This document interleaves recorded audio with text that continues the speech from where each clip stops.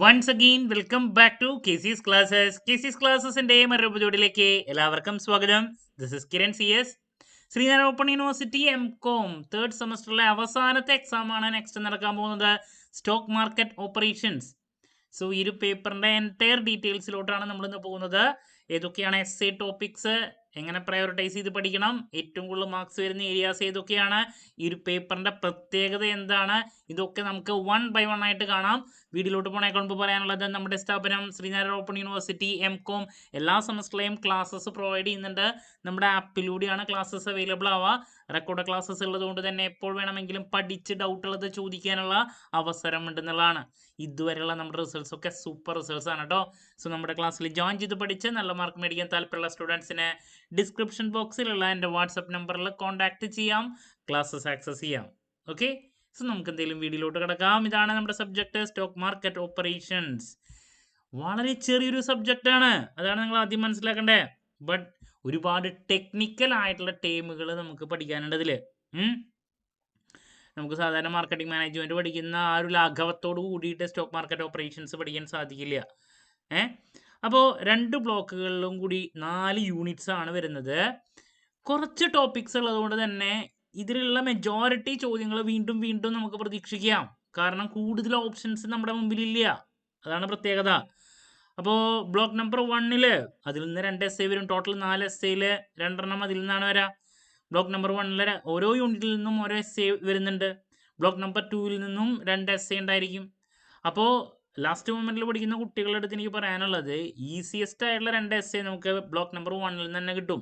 നിങ്ങൾ block number 1 പഠിച്ചാൽ തന്നെ നിങ്ങൾക്ക് 2 എസ്സേ അവിടെ നിന്ന് കിട്ടും 30 മാർക്കിന് ഉള്ള. ഓക്കെ, ബ്ലോക്ക് നമ്പർ 2 പോണ സമയത്ത് ടെക്നിക്കൽ ആയിട്ടുള്ള കാര്യങ്ങൾ ഇൻവോൾവ് ആണ് എങ്കിലും ഈ യൂണിറ്റ് നമ്പർ 2 പ്രത്യേകത, യൂണിറ്റ് നമ്പർ 2 നിന്ന് ഒരു എസ്സേ ഇടുന്നുണ്ടെങ്കിൽ അവിടെ കിട്ടിയ ഒറ്റ എസ്സേക്കുള്ള സ്കോപ്പ് അതിലുള്ളൂ. അപ്പോൾ വീണ്ടും ചിലപ്പോൾ ആ എസ്സേ വരാനും സാധ്യതയുണ്ട്. 5 മാർക്സിൻ്റെ ചോദ്യങ്ങളൊക്കെ ആണെങ്കിൽ ഓപ്ഷൻസ് കുറവാണ്. അപ്പോൾ ഓപ്ഷൻസ് കുറവാണെന്ന് പറഞ്ഞാൽ ഈ നമ്മുടെ യൂണിറ്റിൽ അധികം ചോദ്യങ്ങളൊന്നുമില്ല. അപ്പോൾ ഇത് തന്നെ അങ്ങോട്ടും ഇങ്ങോട്ടൊക്കെ മാറ്റിയിടാനുള്ള സ്കോപ്പുള്ളൂ. 2 മാർക്സിൻ്റെ ചോദ്യങ്ങളാണ് പിന്നെയും നമുക്ക് ഒന്ന് സ്കോപ്പുള്ള, കൂടുതൽ അങ്ങോട്ടും ഇങ്ങോട്ടൊന്നും മാറ്റിയിടാൻ വേണ്ടിയിട്ട്. അപ്പോൾ നിങ്ങൾ മനസ്സിലാക്കുക, ചെറിയ പേപ്പറാണ്. ഓക്കെ, അപ്പോൾ നമുക്ക് ആദ്യത്തെ ബ്ലോക്കിലോട്ട് കടക്കാം. ബേസ് ആണ് ഇൻവെസ്റ്റിംഗ് ഇൻ സ്റ്റോക്ക് മാർക്കറ്റ്, അതിനെ റിലേറ്റ് ചെയ്തിട്ടുള്ളതാണ്. യൂണിറ്റ് നമ്പർ 1 നിന്ന് ഒരു എസ്സേ ഉണ്ടായിരിക്കും. 2 മാർക്സ് ചോദ്യങ്ങൾ, 5 മാർക്സ് ഇതൊക്കെ ഉണ്ടായിരിക്കും കേട്ടോ.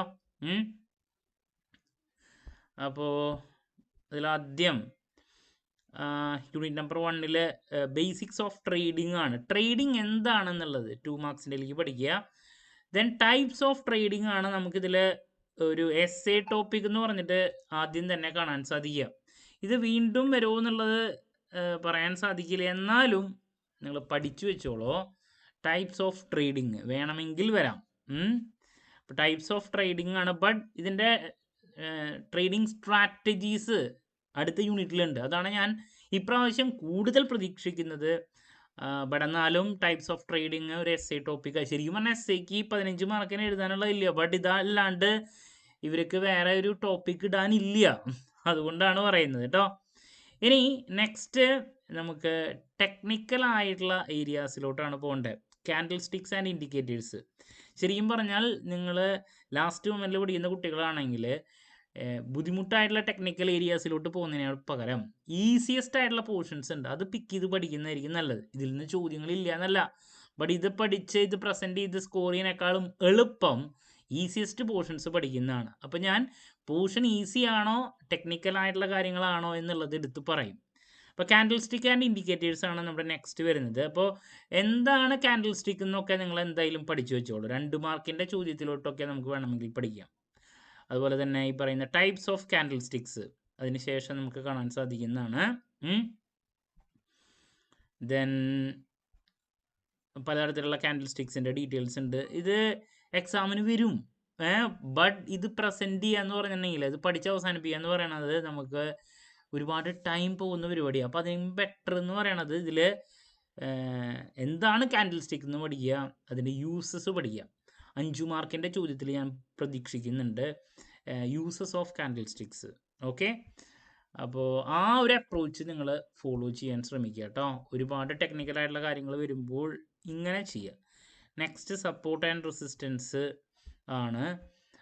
അപ്പോൾ എന്താണ് റെസിസ്റ്റൻസ് എന്നുള്ളത് 2 മാർക്സിൻ്റെയിലേക്ക് ആ രീതിയിൽ പഠിച്ചു വെച്ചോളൂ. അതിനുശേഷം നമുക്ക് ഇൻഡിക്കേറ്റേഴ്സ് കാണാൻ സാധിക്കും. ഇത് എക്സാമിന് ചോദിച്ചിട്ടുണ്ടായിരുന്നതാണ്. എന്താണ് ഇൻഡിക്കേറ്റേഴ്സ് എന്നുള്ളത്? ടെക്നിക്കൽ ഇൻഡിക്കേറ്റേഴ്സ് ഈ രണ്ടെണ്ണം. ബ്രെഡ്ത്ത് ഇൻഡിക്കേറ്റർ എന്താണ്, സെൻറ്റിമെൻറ്റ് ഇൻഡിക്കേറ്റേഴ്സ് എന്താണെന്നുള്ളത് ചോദിച്ചിട്ടുണ്ട്. ഓക്കെ, ഞാൻ പറഞ്ഞു ചെറിയ ചാപ്റ്റേഴ്സ് ഉള്ളത് ആയതുകൊണ്ട് തന്നെ ഇതിലുള്ളത് അങ്ങനെ തന്നെ ചോദിച്ചിട്ടുണ്ട്.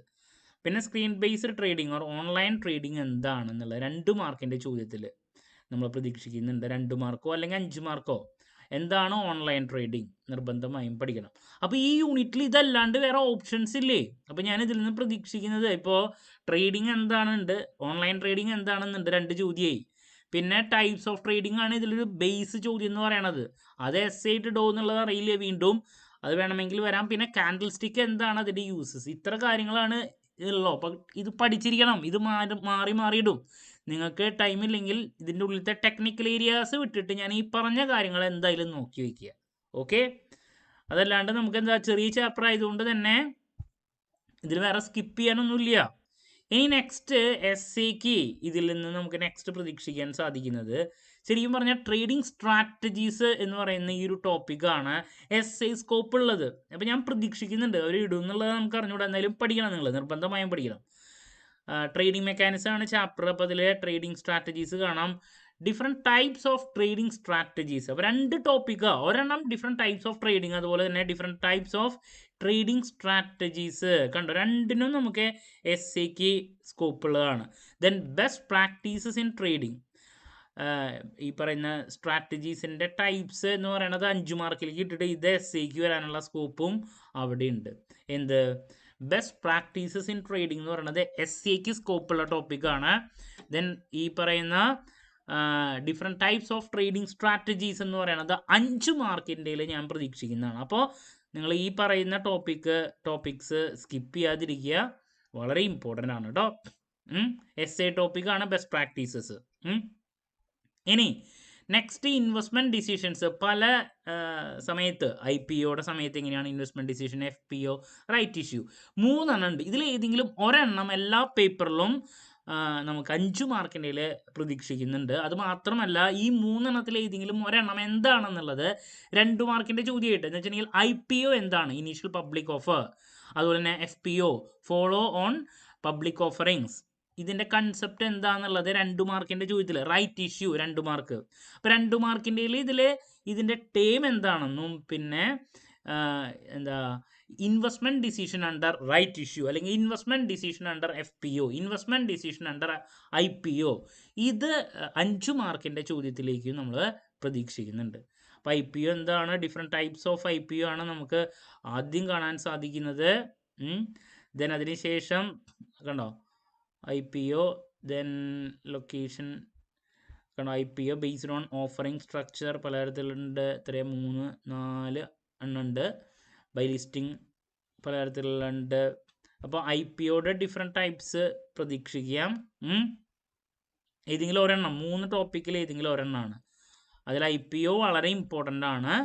അതുപോലെ തന്നെ 5 മാർക്കിൻ്റെ വരാറുള്ളൊരു ടോപ്പിക്കാണ് considerations of investment decision under right issue. അപ്പോൾ 2 ടോപ്പിക്കാണ് ഞാൻ കൂടുതൽ പ്രതീക്ഷിക്കുന്നത്. ഒന്നുകിൽ consideration of investment decision under right issue, ഇതല്ലെങ്കിൽ ഡിഫറെൻറ്റ് ടൈപ്സ് ഓഫ് FPO അല്ല IPO, different types of IPO, ഇത് വളരെ ഇമ്പോർട്ടൻ്റ് ആണ്.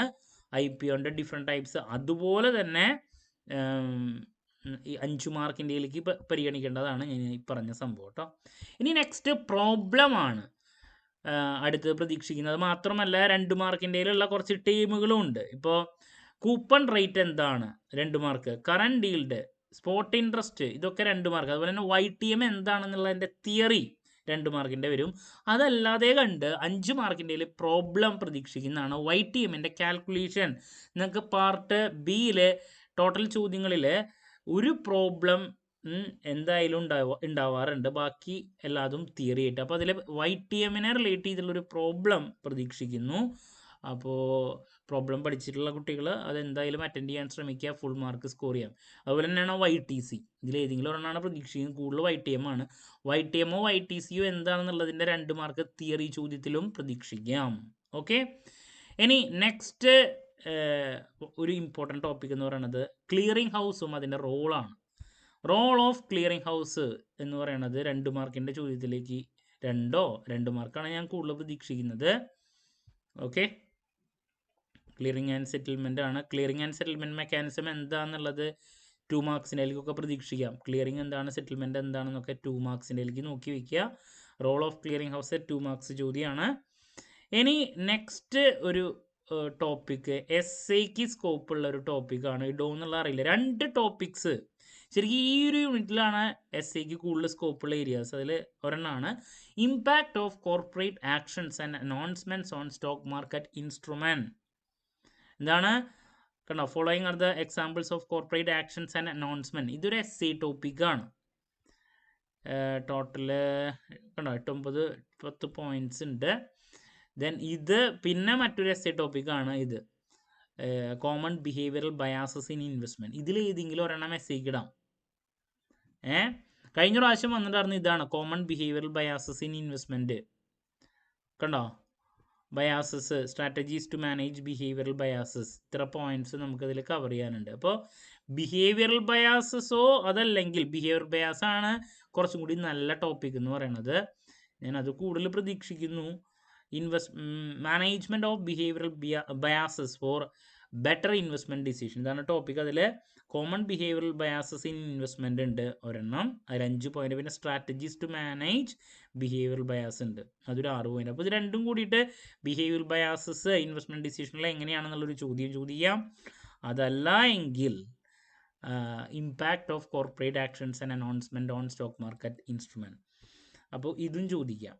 അപ്പോൾ ഇങ്ങനെ എസ്ഐക്ക് വളരെയധികം സ്കോപ്പുള്ള ഒരു യൂണിറ്റാണ് യൂണിറ്റ് നമ്പർ 2 എന്ന് പറയുന്നത്. എന്തൊക്കെയാ, 4 എസ്ഐ ടോപ്പിക്ക്, 4 എസ്ഐക്ക് സ്കോപ്പുള്ള ടോപ്പിക്സ് ഉണ്ട്. അതിൽ നിന്ന് ചിലപ്പോൾ 2 എണ്ണം വരെ ഇടാം. ഒരെണ്ണം എന്തെങ്കിലും ഉണ്ടായിരിക്കും. ഒരെണ്ണം, ഈ 4 എണ്ണത്തിൽ ഒരെണ്ണം എസ്ഐയും ഒരെണ്ണം എന്താണ് 5 മാർക്കാണ്. ഞാൻ ഈ പറഞ്ഞ ഏതൊക്കെയാ, ട്രേഡിംഗ് സ്ട്രാറ്റജീസ് എന്താണ് ആദ്യം പറഞ്ഞില്ലേ സ്റ്റാർട്ടിങ്ങിൽ, ട്രേഡിംഗ് സ്ട്രാറ്റജീസ് എന്താണ്. ദെൻ എവിടെ ഇത് ട്രേഡിംഗ് സ്ട്രാറ്റജീസ് എന്താണ്, different types of trading strategies, ഇതൊരെണ്ണം. ഇത് ആദ്യം പറഞ്ഞത് ഞാൻ 5 മാർക്കിൻ്റെയിലേക്ക് പ്രതീക്ഷിക്കുന്നു. ബെസ്റ്റ് പ്രാക്ടീസസ് ഇൻ ട്രേഡിംഗ് എസ്ഐക്ക് പ്രതീക്ഷിക്കുന്നു. ഇത് 2 എണ്ണം. അതുപോലെ തന്നെ ഇമ്പോർട്ടൻ്റ് ആയിട്ടുള്ളതാണ് ഞാൻ ലാസ്റ്റ് ഇപ്പോൾ പറഞ്ഞത്, ബിഹേവിയറൽ ബയാസസ് എസ്ഐക്ക് പ്രതീക്ഷിക്കാം. അതുപോലെ തന്നെ ഈ പറഞ്ഞ ഏരിയാസ് നെക്സ്റ്റ് ബിഹേവിയർ ബയാസസിൽ കാര്യങ്ങൾ എസ്ഐയോ 5 മാർക്കോ, അതല്ലെങ്കിൽ ഇത് എസ്ഐക്ക് ഇടാം, announcement on stock market instrument. അപ്പോൾ 4 ടോപ്പിക്സിൽ 2 എണ്ണം 5 മാർക്ക്, 2 എണ്ണം എസ്ഐയിട്ട് എക്സ്പെക്ട് ചെയ്യാം ഈ യൂണിറ്റിൽ നിന്ന്. ഇതിൽ നിന്ന് ഇത്ര ചോദ്യങ്ങൾ ഇടാണ്ട് വേറെ നിവൃത്തിയില്ല. അപ്പോൾ ഇതൊക്കെ ചോദ്യങ്ങൾ ഉണ്ടാവും. Okay, so that's about unit number 2. അപ്പോൾ യൂണിറ്റ് നമ്പർ 2 2 എസ്ഐ ടോപ്പിക്കുകൾ ഏറ്റവും ഇമ്പോർട്ടൻ്റ് ആയിട്ടുള്ള ഞാൻ കാണിച്ചു തന്നു. ബാക്കി 2 എണ്ണം 5 മാർക്കാണ് ഞാൻ കൂടുതൽ പ്രതീക്ഷിക്കുന്നത്. യൂണിറ്റ് നമ്പർ 1 എസ്ഐക്ക് ശരിക്കും പറഞ്ഞാൽ ഒറ്റ ടോപ്പിക്കുള്ളൂ. അപ്പോൾ അതിൽ നിന്ന് തന്നെ അത് വീണ്ടും ഇടുമെന്നുള്ള അറിയില്ല, ഡിഫറെൻറ്റ് ടൈപ്സ് ഓഫ് ട്രേഡിങ്. അപ്പോൾ ചിലപ്പോൾ ഡിഫറെൻറ്റ് ടൈപ്സ് ഓഫ് ട്രേഡിങ് അതിടാം വീണ്ടും. ദെൻ ഇവിടേക്ക് വരണ സമയത്ത് ഞാൻ ഈ പറഞ്ഞ ട്രേഡിംഗ് സ്ട്രാറ്റജീസ് ഇടാം, അതല്ലെങ്കിൽ അനൗൺസ്മെൻറ്റ് കോർപ്പറേറ്റ്, അതിനുള്ള സ്കോപ്പ് ഉണ്ട്. അത് ശരിക്കും പറഞ്ഞ ഒരു എസ്ഐ ടോപ്പിക്കാണ്. Okay, so that's about unit number 2 കേട്ടോ. അപ്പോൾ ഇനി ബ്ലോക്ക് നമ്പർ 2 നമുക്ക് നെക്സ്റ്റ് കിടക്കേണ്ടത്. ഒരുപാട് ടെക്നിക്കൽ ആയിട്ടുള്ള കാര്യങ്ങളിലോട്ടാണ് ഇനി പോകുന്നത്. ഏറ്റവും കൂടുതൽ മാർക്സ് വരുന്ന ഒരു യൂണിറ്റാണ് ബ്ലോക്ക് നമ്പർ 2 യൂണിറ്റ് നമ്പർ 1, ഏറ്റവും കൂടുതൽ marks. Okay, introduction to derivative market. എന്താണ് ഡെറിവേറ്റീവ് കൺസെപ്റ്റ് പഠിക്കണം, 2 മാർക്കിൻ്റെ വരും. ഡെറിവേറ്റീവ് മാർക്കറ്റ് എന്താണെന്നുള്ളത് 2 മാർക്സ് ചോദ്യമാണ്. ദെൻ മെയിൻ ആയിട്ടുള്ള ഡെറിവേറ്റീവ്സിൻ്റെ കൺസെപ്റ്റ് എന്തായാലും നിങ്ങൾ പഠിച്ചിരിക്കണം. ഫ്യൂച്ചർ, ഇത് എസ്ഐക്ക് ഇതിൽ നിന്ന് 4 എണ്ണത്തിൽ ഏതെങ്കിലും ഒരെണ്ണമാണ് essay. Future contract, forward, option, swap, ഈ 4 എണ്ണത്തിൽ ഒരെണ്ണം എസ്ഐ, ഒരെണ്ണം 5 മാർക്ക്. 20 മാർക്ക് എന്തായാലും ഇതിൽ നിന്ന് ഇടും. എന്ന് വെച്ചിട്ടുണ്ടെങ്കിൽ ഒന്നുകിൽ ഫ്യൂച്ചർ കോൺട്രാക്റ്റിൻ്റെ അഡ്വാൻറ്റേജസ്, ഡിസഡ്വാൻറ്റേജസ്, അല്ലെങ്കിൽ ഫോർവേഡിൻ്റെ അഡ്വാൻറ്റേജസ്, ഡിസഡ്വാൻറ്റേജസ് ഞാൻ കൂടുതൽ പ്രതീക്ഷിക്കുന്നതാണ്. പിന്നെ ഓപ്ഷൻസ് ഉണ്ട്, സ്വാപ്പ് ഉണ്ട്, അതിലേതെങ്കിലും ഒരെണ്ണം 5 മാർക്കായിട്ട്.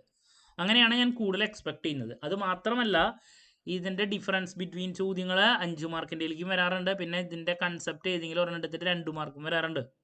അപ്പോൾ ഫ്യൂച്ചർ കോൺട്രാക്ട് എന്താണ്, അതിൻ്റെ അഡ്വാൻറ്റേജസ് കണ്ടോ, ഡിസഡ്വാൻറ്റേജസ് ഒരു topic. Then next future contract കഴിഞ്ഞാൽ ഫോർവേഡാണ് നമുക്ക് നെക്സ്റ്റ് വരുന്നത്. എന്താണെന്ന് പഠിച്ചതിന് ശേഷം ഫോർവേഡിൻ്റെ അഡ്വാൻറ്റേജസ് ഉണ്ട്, ഡിസഡ്വാൻറ്റേജസ് ഉണ്ട്. കണ്ടോ, അത് വളരെ കുറവാണ്. അപ്പോൾ ഫ്യൂച്ചറാണ്. പിന്നെ difference between forward contract and future contract. ഇനി അത് എസ് സിക്ക് എടുത്തിടുമെന്ന് അറിയില്ല കേട്ടോ. കണ്ടോ, എസ് സിക്ക് സ്കോപ്പ് ഉണ്ട്. ഇത് ഫോർവേഡും ഫ്യൂച്ചറും തമ്മിലുള്ള ഡിഫറൻസ് അല്ല ഡിസഡ്വാൻറ്റേജസിൻ്റെ കണ്ടിന്യൂഷൻ ഇപ്പുറത്തുണ്ട് കേട്ടോ പോയിന്റുകൾ.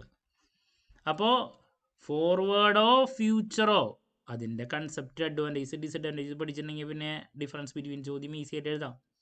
അപ്പോൾ ഇതിലേതെങ്കിലും ഒരെണ്ണം എന്തായാലും എസ് സി ഉണ്ടാവും. ഫോർവേഡോ ഫ്യൂച്ചറോ, അത് മാത്രമല്ല 5 മാർക്സിനായാലും. പിന്നെ വരുന്നത് ഓപ്ഷൻ, 4 എണ്ണത്തിൽ ഏതെങ്കിലും ഒരെണ്ണമാണ്. പിന്നെ ഓപ്ഷനാണ്. പുട്ട് ഓപ്ഷൻ എന്താണ്, കോൾ ഓപ്ഷൻ എന്താണ്, നിർബന്ധമായും പഠിക്കണം, 2 മാർക്സ് ചോദ്യം. അതിനുശേഷം ഓപ്ഷനെ റിലേറ്റ് ചെയ്തില്ല, അതിൻ്റെയും കണ്ടോ അഡ്വാൻറ്റേജസ് ഉണ്ട്. നിങ്ങൾക്കിത് സ്കിപ്പ് ചെയ്യാൻ സാധിക്കില്ല, കാരണം മാറി മാറി ഇടുന്നതാ. ഏതായിരിക്കും ഇപ്രാവശ്യം ഇടാന്നുള്ളത് പറയാൻ വളരെ പാടാണ്. Advantages of option, disadvantages of option. Then പിന്നെ സ്വാപ്പാണ്. സ്വാപ്പിൽ ഡിഫറെൻറ്റ് ടൈപ്സ് അവർ നമ്പർ 1 ഇൻട്രസ്റ്റ് റേറ്റ് സ്വാപ്സ് കാണാൻ സാധിക്കും നിങ്ങൾക്ക്. രണ്ടാമത് കറൻസി സ്വാപ്സ്. കൂടുതൽ എക്സ്പ്ലനേഷൻ ഇല്ല. അപ്പോൾ പിന്നെ അതിൻ്റെ അഡ്വാൻറ്റേജസ് എത്ര പോയിൻ്റ് ഉണ്ട്, വളരെ കുറച്ചുള്ളൂ. അപ്പോൾ സ്വാപ്പിൽ നിന്ന് എസ് സിക്കുള്ള സ്കോപ്പ് കുറവാണ്. അതിൻ്റെ അഡ്വാൻറ്റേജസ് ഡിസഡ്വാൻറ്റേജസ് എഴുതാൻ വേണ്ടിയിട്ട്, കാരണം നമ്പർ ഓഫ് പോയിൻറ്റ്സ് കുറവാണ്. സ്വാപ്പിൻ്റെ ഡിഫറെൻറ്റ് ടൈപ്സ് നോക്കി വയ്ക്കാം, ചിലപ്പോൾ 5 മാർക്കോ അതല്ലെങ്കിൽ ഇപ്പോൾ ഇൻട്രസ്റ്റ് റേറ്റ് സ്വാപ്പ് എന്താണ്, കറൻസി സ്വാപ്പ് എന്താണെന്ന് 2 മാർക്കിൻ്റെയിലേക്ക് ചോദിക്കാം. അപ്പോൾ കൂടുതൽ നമുക്ക് എസ് സിക്ക് സ്കോപ്പ് ഉള്ളത് എന്താ, ഫോർവേഡ് ഫ്യൂച്ചർ.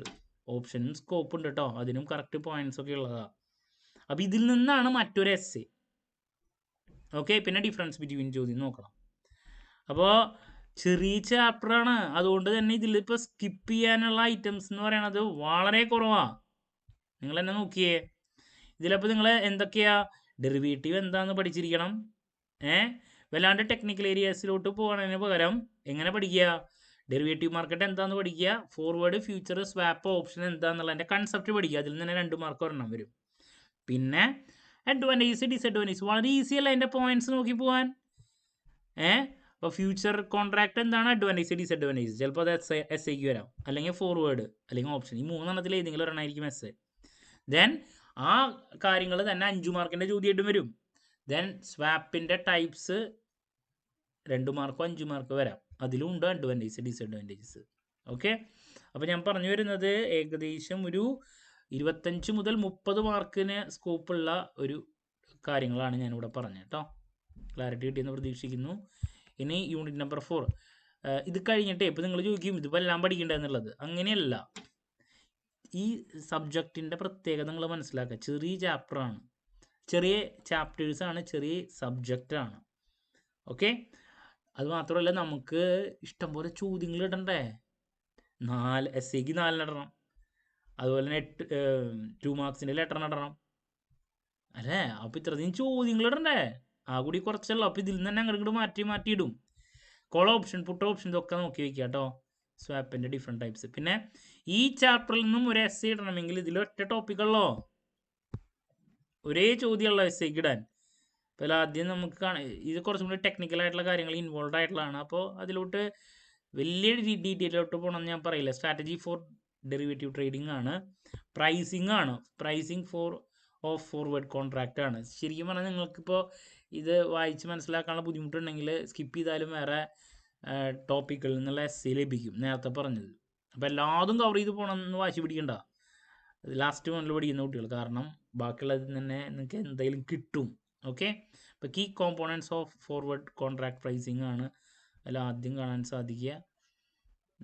ഈ കാര്യങ്ങളൊന്നും നോക്കണമെന്നില്ല. ഇതിൽ ലോങ് ട്രേഡ് എന്താണ്, ഷോർട്ട് ട്രേഡ് എന്താണെന്ന് നോക്കാം. പിന്നെ ട്രേഡിംഗ് സ്ട്രാറ്റജീസ് ഫോർ ഫ്യൂച്ചേഴ്സ് ആണ് ആദ്യം കാണാൻ സാധിക്കുക. പിന്നെ ട്രേഡിംഗ് സ്ട്രാറ്റജി ഫോർ ഓപ്ഷൻ, ഇതിൽ ഏതെങ്കിലും ഒരെണ്ണമാണ് എസ് ഐ ഇടാനുള്ള സ്കോപ്പുള്ളൂ. ഈ ട്രേഡിംഗ് സ്ട്രാറ്റജി ഫോർ ഓപ്ഷൻ ഇത് തന്നെ വീണ്ടും ഇടാം. ഇതല്ലാണ്ട് ഇതിൽ നിന്ന് വേറെ എസ് ഐക്ക് സ്കോപ്പ് ഇടാൻ സ്കോപ്പ് ഉള്ളതൊന്നും ഇല്ല. കാരണം ചെറിയ ചാപ്റ്റർ കഴിഞ്ഞു. ഇതിലാണ് എന്തെങ്കിലും പറയാനുള്ളോ ഓപ്ഷനിൽ. അപ്പോൾ ഇതിൽ നിന്നൊരു എസ് സ്കോപ്പ് എന്ന് പറയണത് ഇത്. അപ്പോൾ ഇത് തന്നെ വീണ്ടും ഇടാം. Trading strategy four option S scope ഉള്ള നിങ്ങളത് നോക്കി വയ്ക്കാം. ഓക്കെ, ഇത് ഇനിയിപ്പോൾ ഇത് മാറ്റി പിടിക്കുകയാണെങ്കിൽ ട്രേഡിംഗ് സ്ട്രാറ്റജി ഫോർ ഫ്യൂച്ചർ ആവാം. ഫ്യൂച്ചറോ ഓപ്ഷനോ ഇതിൽ ഏതെങ്കിലും ഒരെണ്ണം ആവാം ഇടാം. ഓപ്ഷനിലാണ് കൂടുതൽ എഴുതാനുള്ളൂ. ചോദിച്ചാൽ അത്യാവശ്യം എഴുതണ്ടേ. ഇതിലാണെങ്കിൽ കുറേ ടെക്നിക്കൽ കാര്യങ്ങളുണ്ട്. അതുകൊണ്ട് തന്നെ ഞാൻ ഇതിൻ്റെ പിന്നാലെ പോകണമെന്ന് പറയില്ല. നിങ്ങൾക്ക് എഴുതാൻ പാടാൻ നേരം. മറിച്ച് ഇതിനായിട്ട് മുമ്പത്തെ യൂണിറ്റിൻ്റെ പ്രത്യേകത എന്താ? അഡ്വാൻറ്റേജ് ഡിസഡ്വാൻറ്റേജസ് ഈസി പോയിന്റ്സാ. മനസ്സിലായോ? ഫ്യൂച്ചറിൻ്റെ അഡ്വാൻറ്റേജ് ഡിസഡ്വാൻറ്റേജ്, ഫോർവേഡിൻ്റെ അഡ്വാൻറ്റേജ് ഡിസഡ്വാൻറ്റേജ് ഓപ്ഷൻ ഇതിൽ നിന്ന് തന്നെ ഒരു എസ് കിട്ടും. ഇനിയിപ്പോൾ ഇതിന് നേരെ ഇല്ലെങ്കിൽ ഫസ്റ്റ് ബ്ലോക്കിൽ ഞാൻ പറഞ്ഞ കാര്യങ്ങൾ നോക്കിയാൽ അതിൽ നിന്ന് തന്നെ 2 എസ് ലഭിക്കും. അപ്പോൾ നിങ്ങൾ പേടിക്കേണ്ട ആവശ്യമില്ല. കൂടിയിട്ട് 4 എസ് ആണ്. 4 യൂണിറ്റിൽ നിന്ന് ഓരോന്ന് എടുത്തിടും. അപ്പോൾ നമ്മൾ നേരത്തെ പറഞ്ഞ ബ്ലോക്ക് നമ്പർ 1 പഠിച്ചാൽ തന്നെ 2 എസ് കിട്ടും. അപ്പോൾ ലാസ്റ്റ് മൊമെന്റിൽ പഠിക്കുന്ന കുട്ടികൾ നിർബന്ധമായും ആദ്യത്തെ ഒന്നെങ്കിൽ ഫസ്റ്റ് 2 യൂണിറ്റ് നോക്കുക. അതല്ലെങ്കിൽ ബ്ലോക്ക് നമ്പർ 3യുടെ പ്രത്യേകത അതിൽ ഒരുപാട് മാർക്ക് കിട്ടുന്നതാണ്. അപ്പോൾ ഇതിൽ ചങ്ക് മൊഡ്യൂൾസ് എന്ന് പറയുന്നത് ബ്ലോക്ക് നമ്പർ 3യും ബ്ലോക്ക് നമ്പർ 2ലെ യൂണിറ്റ് നമ്പർ 1ഉം എന്താണ് ഒന്നുകൂടിയും പറയാം. ബ്ലോക്ക് നമ്പർ 2ലെ യൂണിറ്റ് നമ്പർ 1ഉം ബ്ലോക്ക് നമ്പർ 2ലെ ബ്ലോക്ക് നമ്പർ 1ലെ യൂണിറ്റ് നമ്പർ 2ഉം ദെൻ ബ്ലോക്ക് നമ്പർ 2ലെ യൂണിറ്റ് നമ്പർ 1ഉം ആണ് ചങ്ക് മൊഡ്യൂൾസ് ഏറ്റവും കൂടുതൽ മാർക്സ് വരുന്നത്. അപ്പോൾ ലാസ്റ്റ് മൊമെന്റിൽ പഠിക്കുന്ന കുട്ടികൾ ആ ഏരിയാസ് കൂടുതൽ നോക്കി പോകാൻ ശ്രമിക്കുക. ഇതിൽ നിന്നൊരു എസ് ഇടുന്നുണ്ടെങ്കിൽ ഈ ട്രേഡിംഗ് സ്ട്രാറ്റജി ഫോർ ഓപ്ഷനാണ് കൂടുതൽ സ്കോപ്പ് വരുന്നത്. ഇതല്ലാണ്ട് ഷോർട്ട് ട്രേഡ് എന്താണ്, ലോങ് ട്രേഡ് എന്താണെന്നുള്ളൊരു ചോദ്യം അതല്ലാണ്ട് വേറെ ഒന്നുമില്ല. ബുൾ, കറണ്ടർ, സ്പ്രെഡ് ഇങ്ങനെയുള്ള ടെക്നിക്കൽ കാര്യങ്ങളാണ്. അതല്ലാണ്ട് ഇതിലിപ്പോൾ വേറെ ഒന്നും പറയാനില്ല കേട്ടോ. അപ്പോൾ ഇതൊക്കെ നിങ്ങൾ ലാസ്റ്റ് നോക്കിയാൽ മതി. മെയിനായിട്ട് നോക്കേണ്ടത് ഞാൻ പറഞ്ഞിട്ടുണ്ട്. അപ്പോൾ കണ്ടൻസിലോട്ട് ഒന്നും കൂടിയും നമ്മൾ കണ്ണോടിക്കുന്ന സമയത്ത് ഇതാണ് ഞാൻ നേരത്തെ പറഞ്ഞത്. ബ്ലോക്ക് നമ്പർ 1ലെ ഈ പറയുന്ന ട്രേഡിംഗ് മെക്കാനിസം എന്ന് പറയുന്നത് ഇതിൽ നിന്ന് കുറേ ചോദ്യങ്ങൾ വരും. ഡെറിവേറ്റീവ് മാർക്കറ്റിൽ ഇൻട്രൊഡക്ഷൻ ടു ഡെറിവേറ്റീവ് മാർക്കറ്റ്, ഇതിൽ നിന്ന് 2 നിന്നാണ് ഏറ്റവും കൂടുതൽ ചോദ്യങ്ങൾ വരാം. ഓക്കെ, ബാക്കിയുള്ള ഇപ്പോൾ യൂണിറ്റ് നമ്പർ 1ൽ നിന്ന് ഉണ്ടാവും ഒരു എസ് ഇടാറുണ്ട് അവർ കമ്പൽസറി. അതിന് ഒറ്റ ചോദ്യമുള്ളൂ. അപ്പോൾ അതന്നെ വീണ്ടും ഇടുമെന്ന് അറിയില്ല ട്രേഡിങ്ങിന്. ഇതിലാണെങ്കിലും ഒറ്റ ചോദ്യമാണ് മെയിനായിട്ട് കാണുന്നത്. പിന്നെ ഒരു 5 മാർക്കിൻ്റെ ഏതെങ്കിലും ആ ക്യാൻഡിൽ സ്റ്റിക്കിനെ പറ്റിയിട്ടുള്ളത് അല്ലെങ്കിൽ ഇൻഡിക്കേറ്റേഴ്സിനെ പറ്റിയിട്ടുള്ളത് അതാണ്. ഓക്കെ, അപ്പോൾ വീണ്ടും പറയാണ്, ഒന്നും പഠിച്ച് കഴിയാത്തവർ എന്ത് ചെയ്യുക? ഫസ്റ്റ് ചാപ്റ്ററിലത്തെ ട്രേഡിംഗ് എന്താണ്, യൂസസ് ഓഫ് ക്യാൻഡിൽ സ്റ്റിക്ക് അത് നോക്കി വയ്ക്കുക. പിന്നെ ട്രേഡിങ്ങിലത്തെ സ്ട്രാറ്റജീസും മറ്റു കാര്യങ്ങളും സിമ്പിൾ ടോപ്പിക്സ് ഞാൻ പറഞ്ഞു നോക്കുക. ഓക്കെ, അതിനുശേഷം പിന്നെ ബിഹേവിയറൽ ബയാസസ്, ഇൻവെസ്റ്റ്മെൻറ്റ് ഡിസിഷൻ, ആ കാര്യങ്ങൾ, ട്രേഡിംഗ് സ്ട്രാറ്റജീസ് നോക്കുക. പിന്നെ ഡെറിവേറ്റീവ് മാർക്കറ്റിലോട്ട് വരുമ്പോൾ അതിൽ നമുക്ക് ഏത് വേണമെങ്കിലും ചോദിക്കാം. 20 മാർക്ക് കിട്ടാനുള്ള പരിപാടി ഞാൻ പറഞ്ഞിട്ടുണ്ട്. അഡ്വാൻറ്റേജ് ഡിസഡ്വാൻറ്റേജസ് ഈ പറയുന്ന ഈ 4 എണ്ണത്തിൻ്റെയും നോക്കി വയ്ക്കുക. ഏതെങ്കിലും ഒരെണ്ണം എസ്സേക്കും ഒരെണ്ണം 5 മാർക്കും വരും. ഡിഫറൻസ് ബിറ്റ്വീൻ ചോദ്യത്തിലും വരും. അപ്പോൾ അവിടെ തന്നെ നിങ്ങൾ എന്ത് ചെയ്തു? 2 എസ്സേ കിട്ടും, ഒരു 3, 4, 5 മാർക്ക് ചോദ്യങ്ങൾ ലഭിക്കും. 2 മാർക്കിൻ്റെ 1, 2 കിട്ടും. അപ്പോൾ ഇങ്ങനെ ടോപ്പിക്കുകൾ പിക്ക് ചെയ്ത് പഠിക്കുക ഞാൻ പറഞ്ഞത്. ഇനി ഞാനത് ഓരോ ചോദ്യങ്ങളായിട്ട് ഷുവർ മാർക്കിൻ്റെ വരുന്നതിൻ്റെ സെപ്പറേറ്റ് വീഡിയോയും ചെയ്യുന്നതായിരിക്കും കേട്ടോ. അപ്പോൾ ചെറിയ സബ്ജക്റ്റ് ആയതുകൊണ്ടാണ് ഇങ്ങനെ ഒരു ഇത് വരുന്നത്. ഉള്ള ചോദ്യങ്ങൾ തന്നെയാണ് അങ്ങോട്ടും മാറി അവർക്ക് ഇടാനുള്ള സ്കോപ്പുള്ളൂ. ഓക്കെ, ക്ലാരിറ്റി കിട്ടിയെന്ന് പ്രതീക്ഷിക്കുന്നു. എന്ത് ഡൗട്ട് ഉണ്ടെങ്കിലും കമൻറ്റ് ചെയ്യുക. അതിനുള്ള മറുപടി ഞാൻ വീഡിയോസിലൂടെ നൽകുന്നതായിരിക്കും. ദെൻ സബ്ജക്റ്റ് ടെക്നിക്കൽ ഏരിയ ആയതുകൊണ്ട് തന്നെ ഒരുപാട് ടെക്നിക്കൽ ഏരിയയിലോട്ട് അവസാനം ഒന്നും പഠിച്ചു ചെയ്യാത്തൊരു ടെക്നിക്കൽ ഏരിയയിലോട്ട് പോയി വെറുതെ തലയ്ക്ക് ഭ്രാന്തി പിടിപ്പിക്കാണ്ട് ഈസിയസ്റ്റ് ഏരിയയിലോട്ട് പോവാം. ഞാൻ പറഞ്ഞത് എന്ന് വെച്ചിട്ടുണ്ടെങ്കിൽ എങ്ങനെ വായിച്ചാലും മനസ്സിലാക്കുന്ന കാര്യങ്ങളില്ലേ, അത് നോക്കി പഠിക്കുക. എന്ന് വെച്ചിട്ടുണ്ടെങ്കിൽ ഇപ്പോൾ ഈ trading strategies, trading, behavioural biases അതിലൊക്കെ നമുക്ക് സിമ്പിളായിട്ട് മനസ്സിലാക്കുന്നത്. അഡ്വാൻറ്റേജ് ഡിസഡ്വാൻറ്റേജസ് അങ്ങനത്തെ പിക്ക് ചെയ്ത് പഠിക്കുക. ഓക്കെ, മറ്റൊരു വീഡിയോയുമായി വീണ്ടും കാണാമെന്നുള്ള പ്രതീക്ഷയോടെ നിർത്തുന്നു. This is Kiran CS signing off. Have a nice day. Thank U.